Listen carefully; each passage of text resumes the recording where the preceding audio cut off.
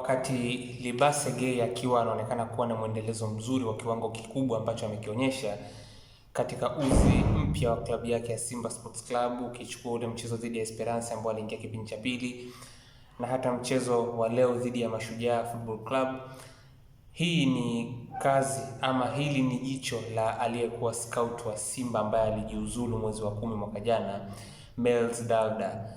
Huyu Libase Gay ni kazi yake, ni jicho lake Mels Dalda, ni ripoti ya Mels Dalda ambayo viongozi wa Simba walikuwa wameishikilia na mwalimu Steve Barker kwa nafasi yake amekuja kuipa green light, ndio imeweza kuwafanya Simba Sports Club wakampata huyu mchezaji.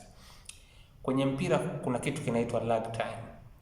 Lag time, unajua hawa wachezaji ambao baadhi ukitoa mapendekezo ya mwalimu Steve Barker, wachezaji wengine ambao Simba wamekuja kuwasajili kwenye hili dirisha ni wachezaji ambao walikuwa kwenye ripoti ya Mels Dalda.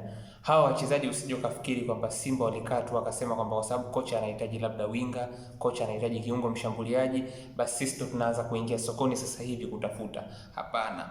Kuna ripoti ya Mels ambayo ilikuwepo, ripoti ambayo ndiyo ambayo hata mwalimu Steve Barker alipokuja kuchukua mikoba kuwa kocha wa Simba aliikuta kwamba viongozi wa Simba walimwambia bayana kwamba anasikiliza, umekuja kama utahitaji wachezaji wa kupendekeza, basi kuna ripoti ya scout ambaye ameshajiuzulu kwenye klabu ipo hapa, inayo majina ya wachezaji ambao wewe unaweza ukatupitishia sasa kwamba je, hawa wachezaji ambao wamekuwa scouted wanafaa kusainiwa kwa muono wako. Ukitoa yale mapendekezo ambayo wewe unayataka, sisi tuna majina ya wachezaji ambao waliscoutiwa hapa katika klabu yetu.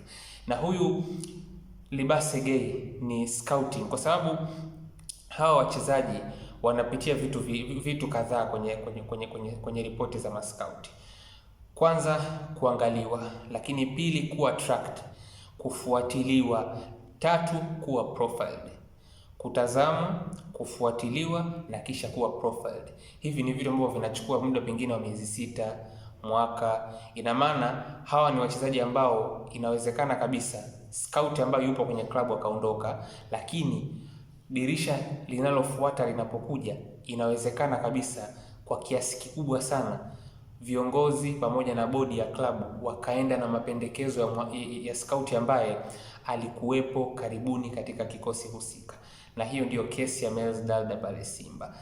Huyu Libase Gay, taarifa zilizopo za uhakika ni kwamba Simba walianza kuvutiwa naye tangu kwenye michuano ya CHAN katikati ya mwaka uliopita, na aliyekuwa anahusika kwenye kuandaa ripoti na kuwasilisha interest ya wachezaji ambao Simba walikuwa wanavutiwa nao kipindi hicho ni head scout wao, chief scout wa klabu ya Simba kipindi hicho, Mels Dalda. Kwa hiyo Libase Gay, taarifa zilipokuwa zinaeleza kwamba alikuwa ameanza kuwavutia Simba tangu katikati ya mwaka uliopita, manake Simba mvuto unakuja kwa sababu kuna kazi ya chief scout kwenye kunakili na kwenye kufuatilia wachezaji ambao walikuwa wanafanya vizuri kwenye michuano ya CHAN, na kisha Simba kama uongozi kwa pamoja wanaliweka jina kando kwamba tunavutiwa na mtu fulani, lakini ile ni kazi ya yule chief scout ambaye ndiye aliyekwenda kuwafuatilia wale wachezaji kwenye ile michuano.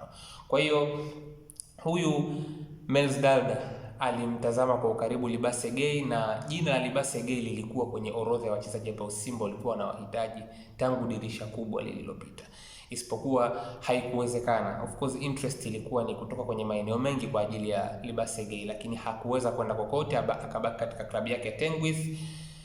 Dirisha hili la Januari lilipokuja kufunguliwa, wakati mwalimu ukitoa yale mapendekezo yake alipokuwa anaainisha kwamba anahitaji labda winga wa kulia, anahitaji namba 10, viongozi wa Simba walichokifanya ni kuweka bayana ripoti ya Mels ambayo tayari ilikuwa inawaongoza. Kuna majina ambayo yalikuwa yameshatazamwa, mwalimu akawa sasa na kazi moja tu, kupitia yale majina ambayo viongozi walimwekea bayana ya head scout ambaye aliondoka kwenye klabu miezi kadhaa tu nyuma, ilikuwa inabaki kwa mwalimu mkuu Steve Barker kupitisha au kuto kupitisha yale majina. Kwa bwana, sikiliza, hili ni jina la mchezaji ambaye kapendekezwa na scout ambaye alikuwepo, wewe kama mwalimu unasemaje? Kwa hiyo Libase Gay anakuja kupata green light ya mwalimu Steve Barker, lakini ni kwa kupitia ripoti ya Mels Dalda ambayo aliandaa miezi takriban 6 nyuma, huyu mchezaji kuwa kwenye shortlist ya wachezaji ambao Simba inavutiwa nao. Na ukitoa huyu Libase Gay, hata huyu Mahamadou Djibo Tanja Kasali, huyu goalkeeper mpya wa klabu ya Simba Sports Club hivi sasa, ni miongoni mwa standout performers katika michuano ya CHAN iliyopita akiwa na kikosi cha timu ya taifa ya Niger. Huyu pia aliwekwa kama shortlist ya wachezaji ambao Simba wanavutiwa nao, na ndio maana wakati Simba wanajaribu kutafuta magolikipa na kila kitu, ilipoonekana baadhi ya options zingine ambazo pengine ziliwavutia zaidi kwa wakati huu zimeshindikana, kwa haraka sana wakarudi kwenye ripoti ya Mels Dada na kuhakiki kwamba kuna goalkeeper ambaye alipendekezwa na Simba wa act haraka kupitia green light ya mwalimu Steve Barker aweze kwenda kuchukuliwa. Ndio maana mazungumzo ya Mahamadou Tanja Kasali hayakuchukua hata siku mbili. Yani ni issue ya kwamba taarifa zinaeleza Stanley Nwabali goalkeeper wa timu ya taifa ya Nigeria na klabu ya Chippa United, alipoonekana tu imefeli ile deal, kwa haraka Simba wakaruka kwa huyu Tanja Kasali, dili ikawa imemalizika kwa haraka, kwa sababu hili ni jina ambalo lilikuwa lipo. Sema ilikuwa ni issue ya kwamba kwa wakati ule Simba walikuwa wanajaribu kuwa makini na majina mengine ambao walikuwa wanaamini yana suit zaidi profile na kila kitu, lakini iliposhindikana kwa haraka wakarudi kwenye yale majina ya msingi ambayo yalikuwa kwenye ripoti ya huyu scout wa Simba ambaye kaondoka. Na kwa mujibu wa taarifa iliyopo pia ni kwamba mchana wa tarehe 13 mwezi huu, tajiri wa klabu ya Simba Sports Club ama mfadhili mwekezaji Mo Dewji, inasemekana yeye ndo alikwenda kuingilia dili la Libase Gay. Libase Gay kulikuwa tayari kuna makubaliano in principle baina ya kambi ya mchezaji pamoja na klabu ya USM Alger. Mchana wa tarehe 13, taarifa mbalimbali za uhakika kabisa zinaeleza kwamba tajiri Mohamed Dewji alikwenda kuingilia kati ile dili. Alikwenda kufungua mazungumzo na mchezaji, alikwenda kuzungumza na ile klabu ambayo ilikuwa inamiliki kwa maana ya Tenguis. Akaenda kumalizana nao wote ndani ya mchana wa tarehe 13, naye pia akahakikisha kwamba huyu mchezaji anapatikana, kwa sababu Simba wametumia gharama kubwa kwa huyu Libase Gay. Takriban dola 350,000, karibu zaidi ya shilingi milioni 800 imetumika pale. Kwa hiyo unaweza kuona ni kwa kiasi gani ilibidi itumike nguvu ya ziada, kwa sababu huyu ni mchezaji ambaye alikuwa kwenye ripoti ya scout aliyepita kwa maana Mels Dada. Mwalimu Steve Barker aliweka green light kwamba huyu mchezaji anafaa kuja kwenye kikosi cha Simba, na kwa sababu kulikuwa kuna mvutano baina ya Simba na USM Alger mpaka kufikia tarehe 13, ikabidi Mo Dewji aingilie kati, aende amchukue kwa nguvu huyu mchezaji kwa kutumia msuli wake wa kifedha. Kwa hiyo huo ndo uhalisia wa bwana wa Libase Gay. Inawezekana sasa hivi scout wa Simba Mels Dada tangu mwezi wa 10 mwaka jana hayupo tena, lakini ukweli ni kwamba athari yake kwenye baadhi ya sajili ambazo Simba wamezifanya ipo.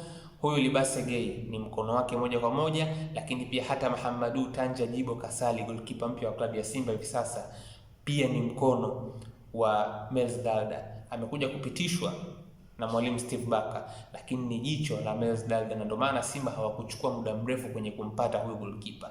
Baadhi ya options zingine ambazo ni high profile ziliposhindikana tu, Simba wakaingia kwa haraka kwenda kwa huyu Jibo Kasali, na hili dili likamalizika kwa haraka sana. Kwa hiyo huo ndo uhalisia wa kile ambacho legacy ya huyu Mels Dada ipo katika klabu ya Simba na kile ambacho ameweza kufaidika nacho kwa hizi sajili mbili ambazo nimezibainisha hapa mwisho wa siku.